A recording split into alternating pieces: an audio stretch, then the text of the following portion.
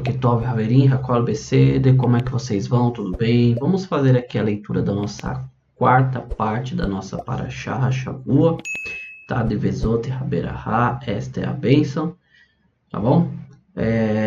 Continuamos aqui ainda no Perek 33, tá? Que é o capítulo 33. Vamos fazer aqui a leitura do Pasuk número 18, tá bom? É uma porção curta também, tá? Vamos focar aqui no bastante comentário de Irache para a gente entender um pouquinho dessas, vamos dizer, essas profecias que Moisés falou acerca das 12 tribos, né, das bênçãos que ele deu para elas. Então, o versículo 18, tá, do livro de Deuteronômio, capítulo 33, versículo 18, diz assim: Velizevulum Amar, né, ou seja, falou a Zevulum, Moisés disse, né, Semar, o Zevulum, alegre-se Zevulum, Betseterra, ou seja, na sua saída, né, quando você for sair, Veizahá Beorhalaterra, né, Eizahá nas suas tendas, tá? Então esse primeiro versículo aqui, ele já nos diz muito sobre o que seria as bênçãos que Moshe proferiu para essas duas tribos, para as tribos de Zevulum e a tribo de Isahá, tá? Acho que é Isacar em português. Vamos lá.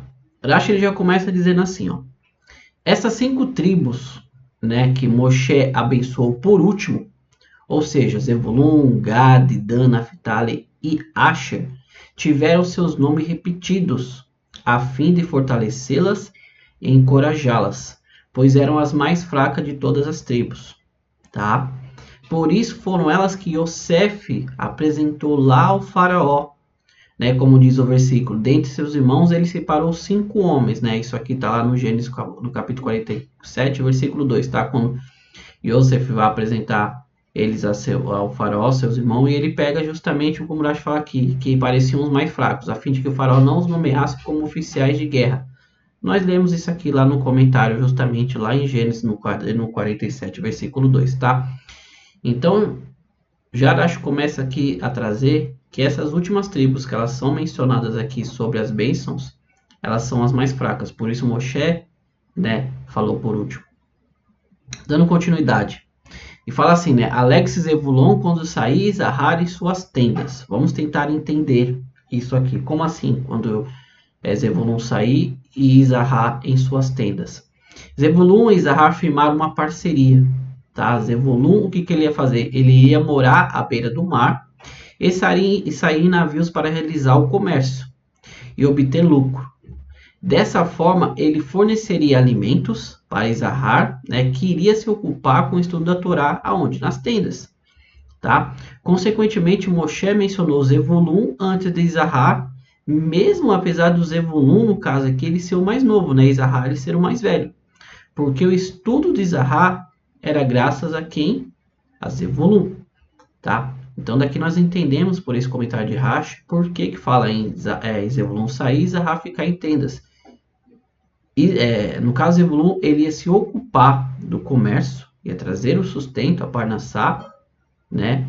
E no caso aqui, Izahar iria se ocupar no estudo da Torá, no estudo das mitzvot de Hashem, tá? Vamos entender um pouquinho isso aqui mais para frente ainda aqui, tá bom? E começa assim, ó. Izahar, você será bem sucedido, né, quando você se sentar em suas tendas para estudar a Torá. Ainda são os comentários de Irache, tá? E sentar-se no Sanhedrin para calcular e proclamar os anos embolísmicos. É isso que eu estava querendo comentar com vocês, mas vamos terminar aqui o comentário, a gente já adentra. E para fixar os meses, como está dito, e dos filhos de Izahar, aqueles que tinham a compreensão a respeito dos tempos, tá? Em seguida, esse versículo continua. Seus chefes foram 200 dos chefes do Sanhedrin que se ocupavam com isso. De acordo com eles, as estações e os anos embolísmicos eram fixados. Ou seja, né, em Crônicas é comentado justamente, né, que a tribo de Izahar, ela tinha, como Urash comenta aqui, né, aqueles que tinham compreensão a respeito dos tempos. né? E como continua o versículo, seus chefes foram os 200, chefes do quê? Do Sanhedrin, que era o grande tribunal rabínico daquela época, né? O tribunal judaico, que era o responsável por trazer a interpretação, né? As explicações da lei de Deus. Irache ele comenta aqui que justamente a tribo de Zahá, ela tinha um conhecimento que foi dado por Deus acerca que dos meses, dos tempos, porque nós vemos que o quê? Que Deus passou para o povo judeu, né? Logo ali quando eles saíram do Egito, Deus falou assim, ó, esse para vocês vai ser o primeiro mês do ano, tá? Nós pegamos todos os estudos lá, nós vemos, continuando aqui, né, sobre Rosh Hashanah, que nós acabamos de passar, que é o ano novo. Deus passou o calendário para o povo judeu seguir. E começou lá na saída do Egito, que Nissan seria o primeiro mês, tá? Então, para que isso não viesse a se perder no decorrer dos anos, a tribo de Zahá, ela se especializou justamente em não perder os cálculos, tá?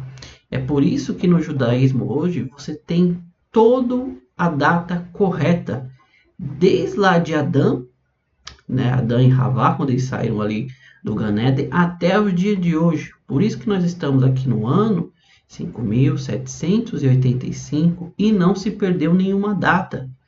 Por isso sabemos quando é Shabat, que é o Shabat vindo desde lá para cá, nós já comentamos sobre isso também, tá?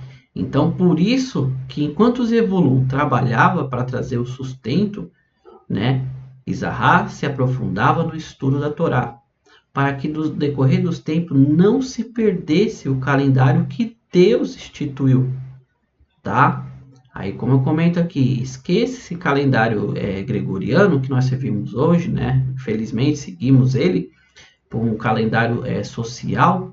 Por quê? Porque ele foi criado pelos homens com base nas suas ideologias, nas suas religiões. Mas Deus deu o calendário correto, ou seja, se Deus é o Criador, Deus criou o mundo ali em 6 dias, criou todas as constelações, criou Sol e Lua, as estrelas, para se colocar como tempos e as estações, como está escrito no próprio livro de Gênesis, Deus estabeleceu os calendários, Deus estabeleceu os dias e os anos, tá? Por isso que o judeu não segue esse calendário. Como eu já falei aqui, em Daniel tem uma profecia que Deus fala para Daniel que viria o povo, ele ia mudar os tempos, as estações e encerrar o serviço de Deus. Infelizmente é esse calendário que as nações ainda seguem hoje, que já havia sido proferido por Daniel. E Deus fala muito bem claro para o povo judeu não seguir esse calendário, não seguir suas festas, suas datas comemorativas. Por isso, tanto foco aqui em Isahá cuidar justamente dessas épocas festivas a qual Deus estipulou, tá bom?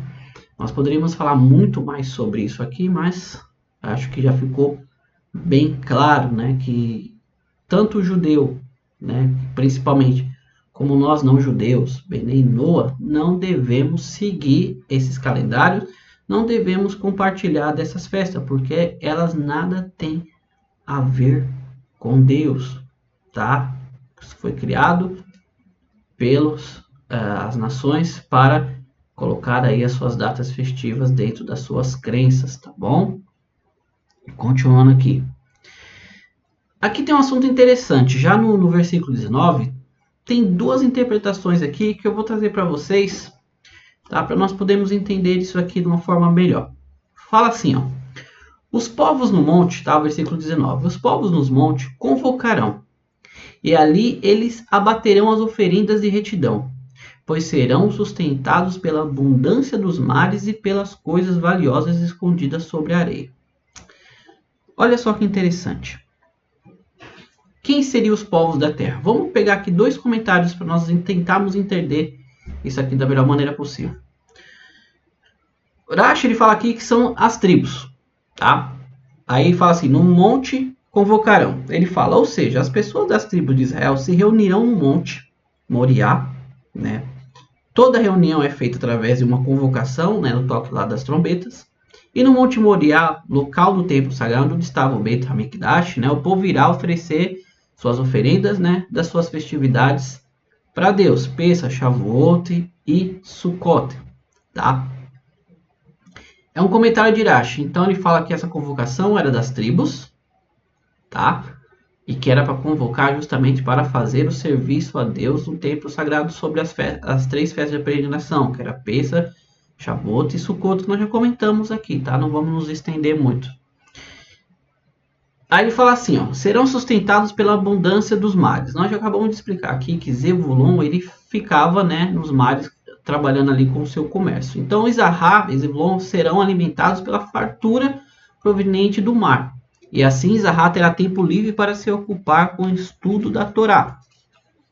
Tá? Só dando um adendo aqui, para você que talvez não conheça, dentro do judaísmo existe chamados Ohel, tá? Que são escolas de ensino de estudo de Torá. E lá, geralmente, um jovem que ele casa no judaísmo, ele passa um tempo nessa orrela onde ele vai estudar a Torá. Ele recebe um valor lá, tá? Que dá para sustentar ele ali durante os anos que ele está estudando no orrela, ou seja, você é pago para estudar, para entender a Torá, tá? Enquanto isso, outras pessoas que financiam essas escolas para sustentar o estudo por causa do mérito. Quando nós estamos falando aqui, o mérito da pessoa estudar a Torá, né? Ela passa para os negócios, no caso aqui no exemplo que nós estamos dando de Zebulon, era abençoado pelo mérito de Torá de Isahá. E hoje em dia é feita a mesma situação, pessoal. Tá? Isso é muito profundo. Então fala aqui que o mar seria o sustento, né? Tanto de Zebulon como Isahá, que passaria o tempo ali estudando Torá. E pelas coisas valiosas escondidas sobre a areia. Vamos lá, vamos ler aqui para nós adentrarmos sobre isso aqui. Coisas que ficam encobertas, escondidas pela areia, né? O tarite aqui, como diz assim, é o toninho, uma espécie de peixe. E o rilazon, uma espécie de molusco do qual era obtido um corante para a fabricação dos tzitzit, tá? Aquele fio azul que tem nos cordãozinhos que nós usamos, tá? Nos 4 cantos da roupa, tinha um molusco que ele tinha uma cor azulada, que era própria para fazer um fio ali do tzitzit, tá? Acho que eu já falei sobre isso aqui num vídeo que a gente chamou de tzitzit, um fio de luz, tá? A questão do vidro, que você tira da areia, né? Tudo provém do mar, ou da areia era encontrado no território de Zebulon, conforme ensinado no Tratado de Megillah, na página 6a, tá? Do Talmud. Então, a abundância da areia e do mar trariam ali justamente o sustento, né, para Zebulon e Isahá. O livro dos Juízes relata: Zebulon é um povo que pôs em risco sua vida, tá? Isso aqui está lá justamente em Juízes 5:18. Por quê? Porque, como o versículo continua, Naftali ficava sobre os lugares altos, como nós vamos ver, né? A tribo de Naftali, nos altos campos. Então Zebulon se queixou a Deus sobre seu território, dizendo: para meus irmãos, o Senhor deu os campos e vinha, né? E etc. Ou seja, na altura dos montes, eu derramava o orvalho e tudo. Então, por isso que Irache comenta assim, que ele ficava no lugar. Ele havia se posto em risco, tá? Esse segundo comentário aqui, eu creio que ele é bem mais cabível. Vamos entender aqui por quê. Vamos lá. E pelas coisas valiosas. Fala assim, ó, em hebraico, né? Os funé, tá? Essa é uma linguagem de cobertura, como está dito. E cobriu, vai expor, tá? Em hebraico, a casa, tá? Como está lá em Reis 6:9. E foi coberto. Veasu beretz, com cedro, também está lá no livro de Jeremias 22:14, tá? E a tradução de óculos é: e foi coberto com revestimento de cedro. Por que que Irache ele comenta essas traduções aqui, né? Essas interpretações dentro da palavra hebraica para os funé, que seria uma cobertura? Porque ele vai pegar agora como base no óculos, que traduziu a Torá para o aramaico, tá? E aqui que a gente adentra profundamente, ó. Os povos no monte. Lembra que nós falamos que Irache fala que são as tribos? Já Onkelos fala que não. Os povos no monte convocarão os próprios povos, as nações, não o povo judeu. Através do comércio de Zebulun, os comerciantes dos povos do mundo virão para a sua terra. Tá? E como Zebulun ficava localizado na fronteira, esses comerciantes irão dizer. Então, os comerciantes que passavam ali pela terra viam, né, da fronteira do comércio de Zebulun, ou seja, eles iriam dizer: uma vez que tivemos tanto trabalho para chegar até aqui, vamos a Jerusalém, vamos a Jerusalém para ver como é o Deus dessa nação e como eles o servem. A curiosidade dos povos, né? Vamos ver por que O povo judeu ainda persiste até hoje, porque eles se mantêm dentro de seus costumes e tradições, porque eles ainda guardam a Torá. Vamos conhecer esse Deus, né? Vamos ver como ele serve. Então eles verão todo o povo judeu servindo a um só Deus e comendo um só tipo de comida, ou seja, né, comida kasher. Isso aqui é um outro assunto, nós sabemos que os judeus só comem comida kosher, né, kasher. Eles irão se surpreender porque entre as nações a divindade de uma não é a divindade de outra. Isso aqui é básico, né? Por mais que todo mundo fale, né, que o mesmo Deus, tudo não, mas cada um tem o seu sistema de culto, um pode isso, pode, ou seja, a divindade de cada um é diferente, porque não é a divindade do mesmo. Porque se eles falam que é o mesmo Deus, que tem o templo A, o B ou C, eles não ficariam divididos entre costumes ali, que aqui pode, isso aqui não pode, ali pode barba, ali não pode barba, aqui pode sair, ali não pode sair, e por aí vai, tá? Eles vão ficar admirados, por quê? Né? Em relação, como eu falei aqui, da comida kosher, porque todo judeu come a mesma comida, tá? Tem que ser uma comida permitida. E a comida de uma nação, a comida de uma nação é como a comida de uma outra, ou seja, cada um come o seu tipo de comida, né? Não tem, ou seja, por mais que existem dezenas de templos aí das religiões, cada um come a sua comida diferente, ou seja, o Deus deles não é o mesmo. Vamos continuar aqui. Então eles irão dizer: não há nação tão digna como esta. Consequentemente, eles irão, né, se converter ao judaísmo ali mesmo, como diz o versículo. Ali eles abaterão oferendas de retidão. Vamos entender esse comentário de Onkelos aqui. Onkelos, ele comenta que esse passo que os povos do monte convocarão serão justamente por eles estarem na fronteira ali de Zebulon e Zahar, que fazia o comércio. E por eles terem chegado tão longe, chegariam ali e falaram: vamos, já que estamos aqui, vamos ver o que concerne esse Deus desse povo, né? Vamos até Jerusalém, vamos ver. E lá eles chegariam e ficariam abismados. Como é que o povo judeu serve o único Deus? São 12 tribos, né, diferentes, serve o mesmo Deus, come a mesma comida, tá? E não é como os outros povos, inclusive desse povo que estava ali. Né? Fala, nossa, nós adoramos cada um Deus, muitas vezes falamos que é o mesmo, mas temos costumes diferentes, né? Dogmas diferentes, sendo que às vezes usa o mesmo livro, né? E ali iriam se admirar. Então isso hoje, né, como Moisés estava falando que era para um futuro, isso hoje você analisa hoje bem isso e fala: mais de 3.336 anos o povo judeu continua ainda aqui conosco, fazendo a mesma coisa, comendo a mesma comida, kosher separada, servindo todos o mesmo Deus, mesmo cada um no canto do mundo. Você vai numa sinagoga, é a mesma Torá, são o mesmo tefilim, mesmos itens, a mesma questão. Sabe, eu bato muito nessa tecla porque é interessante você parar para analisar como é que povos enormes eles se extinguiram e um povo pequeno que ainda se misturou, se dividiu em todos os 4 cantos do mundo durante 2000 anos de diáspora, de exílio. Quando eles voltam para Jerusalém em 1948, quando foi fundado Israel, todos voltam igualmente, com a mesma Torá, mesmo tefilim, mesmo tzitzit, mesmo mezuzá. Como que um povo tão assim separado, eles permanecem durante 2000 anos e ainda voltam fixados no mesmo Deus, com as suas mesmas comidas kosher, suas mesmas vestes, tefilim, tudo igualmente, durante 2000 anos separado. Tá? Isso é para a gente parar e pensar, se não é Deus com eles. Tá? Isso está tudo na Torá, está tudo nos profetas, já se falavam sobre isso.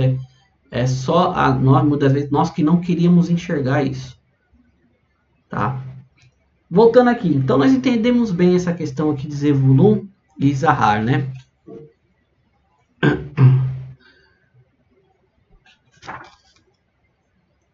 Vamos aqui para os nossos 2 últimos versículos. Agora é sobre Gad, ele disse: abençoado é ele que alarga o território de Gad, que vive como um leão. ele arrancará um braço e a sua cabeça. Essa interpretação ela é bem mais simples. Por quê? Rashi ele fala assim, ó, abençoado é ele que alarga o território de Gade. Isso nos ensina que o território de Gade se estendia até o leste. Tá? Por quê? Vamos lá, ó. Que vive como leão. Uma vez que Gade ficava perto da fronteira, ele foi comparado com leões, porque todos aqueles que estão próximos da fronteira precisam ser fortes, a fim de protegerem aqueles. Lembra de Gade, que é uma das tribos que ficou da além do Jordão, por causa da terra de Shihon e Og? Vai ser comentado aqui, nós vamos falar. Tá? Então eles ficavam na fronteira, ou seja, todos aqueles que no caso, queriam adentrar em Eretz Israel para fazer o mal, eles teriam que passar pela tribo de Gade e as outras duas tribos, né, que ficaram ali. Ó, diz assim, ele arrancará um braço e sua cabeça. Os que eram batidos pelos os gaditas, né, a tribo de Gade, era facilmente identificado, pois eles arrancavam a cabeça junto com o braço em um golpe só. Tá? Isso aqui quem diz é Yonatan Ben Uziel, tá? No comentário aqui. Então todos sabiam que era uma marca registrada ali da tribo de Gade, tá? Que aqueles que tentavam adentrar e ferir ali seus irmãos. Aí o versículo 21 diz assim, ó, ele viu a primeira porção para si, porque lá é o local onde o legislador está escondido. Ele vem à frente do povo fazendo o que era certo para Deus e que é de acordo com a lei de Israel. Isso aqui é muito profundo, meus amigos. Muito profundo mesmo. Ó. Vamos lá, esse é o último versículo para nós encerrarmos aqui. Ele viu a primeira porção para si, porque lá é o local onde o legislador está escondido. Vamos lá. Ele viu a primeira porção para si, ou seja, ele achou por bem tomar para si próprio o referido território na terra de Shihon e Og, que constituiu o início da conquista de Israel. Lembra quando a tribo de Gade e a meia tribo de Manassés ali, eles quiseram ficar nas terras além do Jordão, porque era terra boa para pasto? Né? Nós já comentamos sobre aqui. Era uma terra ali de Og e Shihon, tá? Então eles viram essa primeira porção, ficaram para si. Ele viu a primeira porção para si, porque lá é o local onde o legislador está escondido. Que legislador? Gade sabia que dentro do seu território havia uma porção do campo designada à sepultura do legislador. Quem? Moshe. Moshe foi enterrado ali naquela região, no lugar oculto, como a própria Torá diz, que Deus o próprio enterrou. Como diz o próprio Passuque, porque lá é o local onde o legislador está escondido. A parte do campo onde Moshe foi enterrado é escondida, oculta de toda criatura, como diz o versículo. Ninguém conhece o local de sua sepultura. Tá? Como diz lá o Deuteronômio 34, 6. Que nós vamos ler. Tá? Então, eles ficaram do lado de cá, junto a uma terra que era boa para quem tinha bastante gado, e por consequência era a terra onde Moshe foi enterrado e escondido, a terra do legislador. Tá? Ele veio à frente do povo fazendo o que era certo para Deus e o que é de acordo com a lei de Israel. Tem duas interpretações aqui. Tá?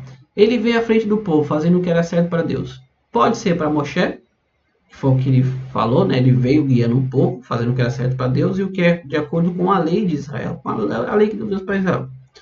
Já uma outra interpretação fala que justamente era Gade, e as outras tribos, por quê?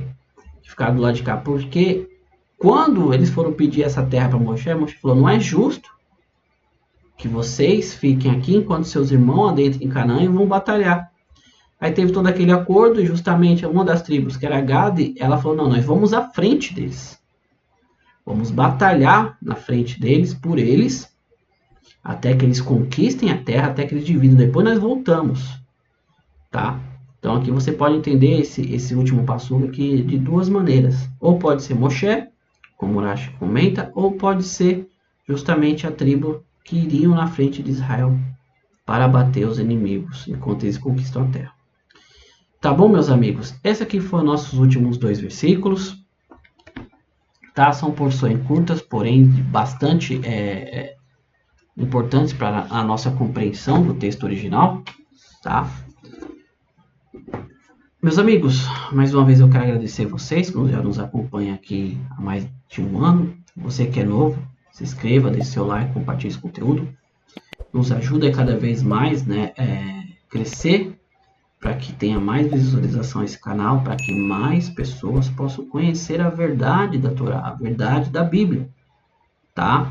Adentrar no contexto aqui original, na interpretação original da Torá, que foi dada ao povo de Israel, tá? Para que você consiga compreender o que se acontece nos dias de hoje. E entender realmente qual é a vontade de Deus para a vida de todos, não só do judeu, como dos não-judeus. No caso dos Beninoa. Tá bom, meus amigos? Não vamos nos estender mais aqui. Desde já eu quero agradecer a vocês todos, tá? Um Bekor Tov, tudo de bom. Atzlahá, sucesso na sua vida, tá? Parnassá, sustento vindo da parte de Deus para todos nós. E que Mashiach se revele hoje, reconstrua o terceiro templo, o serviço a Deus volte. Amém e amém. Amigos, fiquem com Deus. Amanhã traremos aqui a quinta parte, se assim Hashem quiser, da nossa paraxá aqui da Shavua, tá?